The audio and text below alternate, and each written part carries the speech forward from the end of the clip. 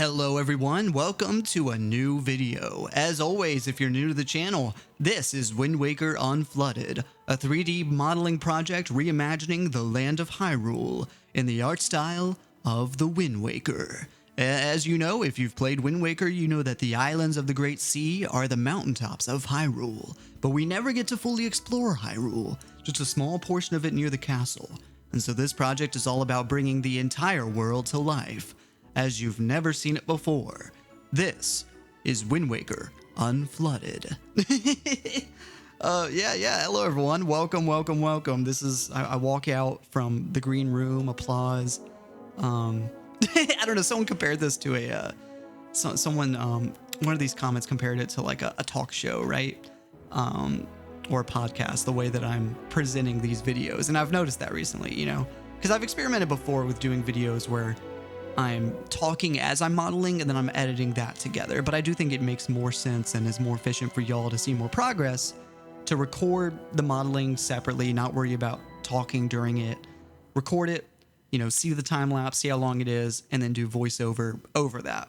It allows me to be more engaging, allows us to have more conversations. It allows you to see more work being done. And I enjoy talking, and I think it's helpful to have voiceover in the videos because so many of the comments are about the voiceover. And responding to the conversation there, and I've realized that, and so I think that's I think we found a format that works. And but comment down below if there's if you want to see more experimentations there. I think I've said in a previous video, and if that's something where you want to even see like my face in the corner as I'm talking, if you think that it would be helpful to connect more, or if you think that would take up too much space on screen in a video that is all about showing the on-screen progress. So I don't know, just things to think about. I heed y'all's advice. I listen to your feedback, and I listen to your ideas and any ideas that you have for locations that I want to work on, or locations that you want me to work on. Locations that you want to see from other Zelda games within the world of the Wind Waker, or just feedback or criticisms or notes that you have on what I've already created. I listen to all that, and this video is a result of you commenting locations that you wanted to see. I forget who, but someone commented. It's probably been a couple of comments, so I'm sorry that I can't pull that to mind. But the Bridge of Eldin was a location suggested in your comments. I'll see if I can find who left the comment. But if I can't, then I can't. I'm doing my best over here, y'all. You know, I'm trying to respect the ideas and where they came from. So yeah, this is from Glassy Chap 1141. Said 3 weeks ago, so that was a deep pull. Glassy Chap 1141 said, as for potential locations, I think it would be cool to see the Bridge of Eldin, old Hyrule Castle from Ocarina of Time, and also maybe the giant goddess statue from Skyward Sword. So yeah, I think I've responded to this comment before, so excuse me, that's probably why I was still remembering it. But the Bridge of Eldin was a great suggestion, and that is totally what we're doing today. And it's going to be a pretty easily modeling job. Like there's some locations where, you know, it's where like I'm really focusing to try to create it, right? But the Bridge of Eldin came together pretty quick, and just because I was kind of reusing assets from other locations, and I'm not afraid to do that if it works, you know what I'm saying? I have no honor there. I don't think I need to. And I think I've seen several comments already that are like, well, when available, you should reuse assets to really preserve, especially assets from the original game. To really preserve that original modeling style of the original Wind Waker that the original Wind Waker developers created, and trying to preserve the work that they did and kind of just recontextualize it in new ways for new locations. That's better than, you know, just trying to make something completely from scratch. And you know, from scratch is kind of subjective, and there's a lot of locations that I feel like I've made from scratch using pre-established assets. so who knows, that language is just a little subjective, I think, but all this to say, I do totally agree, and I want to reuse assets when available. And the Bridge of Eldin is I think its main assets that it's using are the Tower of the Gods, like kind of circular base around the exterior, and the bridge of, I think it's the bridge from Sunken Hyrule Castle. And putting those together is the foundation for the Bridge of Eldin. And yeah, like I said, it's like I'm also doing some terrain work, and it's all pretty simple. It's just kind of a start to the area, but it's a really dramatic area, and I'm really happy with how it's looking. And it's going to open up some more questions now, because now that there's this giant vertical drop in that area, well, what's that going to mean for traversal? How's that going to connect to other locations? And I still have some stuff that I want to figure out for that area, and I'm excited to keep figuring that out. And kind of because something I've really loved thinking about for this project is just kind of considering, well, what would it mean to walk around the world? What would it mean to, if you're on the ground, how do you want to get to the mountain? What's the closest path? And trying to build the world with that in mind, like that is important to me. And that's something that I want anyone who's even just looking at the map to be able to look at it and think about that stuff. Even if they're just looking at it, to be able to imagine, oh, what would it mean to get from this spot to this spot? Let me imagine myself following this path and crossing this bridge, and oh, but I still have to find a way to get up there. And maybe I can only get up there by dropping down from there. And it's the kind of thought process you have when playing Zelda games. And I really want to empower that just by looking at the world. And so that's something I'm very excited by to keep thinking about. But I do think it's time for a short message. As always, if you want to be able to support the project, becoming a member on Patreon gives you exclusive behind-the-scenes access, early access to all kinds of bonus features, early access to music that I compose, scripts that I write, storyboards, previs, rough cuts of all my filmmaking projects. So become a member down there, and you get all kinds of early access to all kinds of stuff. You can also support me by listening to my music on Spotify or Apple Music, wherever you listen to music. Look up Joe Kendrick, JoeKendrick. And we're back. Just I always got to make time for that. But yeah, it just I never know how to pick the conversation back up. But yeah, I mean, all this to say, if you want to support me, I've told you how. Supporting me as a creator, it would mean a lot. But I've already given you the spiel, so I'm not going to repeat anything. You know me. If there's anything that I do, it's not repeating things.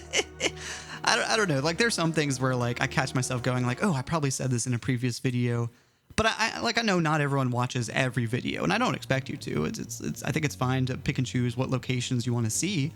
I'm not hurt by that.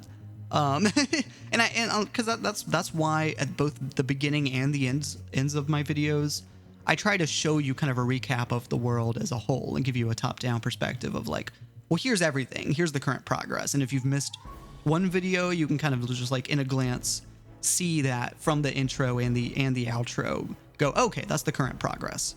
And I kind of want to like keep that in mind as I continue to make videos. Is like, not everyone's going to watch every video. And I think like if you want to be like familiar with the progress and you really want to stay up to date, then yeah, I encourage watching all my videos. But I'm also like, this isn't the kind of series where I feel like you've missed something if you've missed a video. But I may just kind of reference like, oh, as per this previous video, right?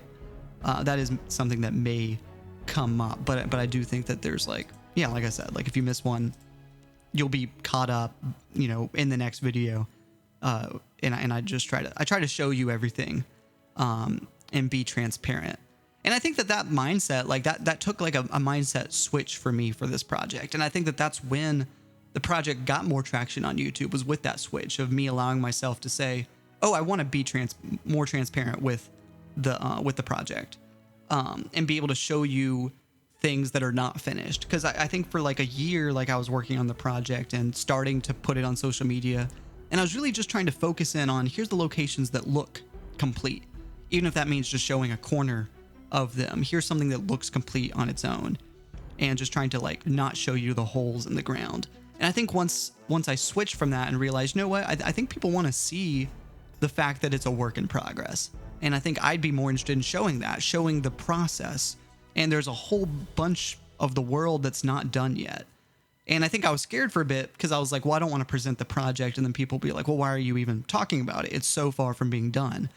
And so like, I do think that like, once I got to the point though, where it's like, clearly I've already put a lot of work into it, but there's still a lot of work left.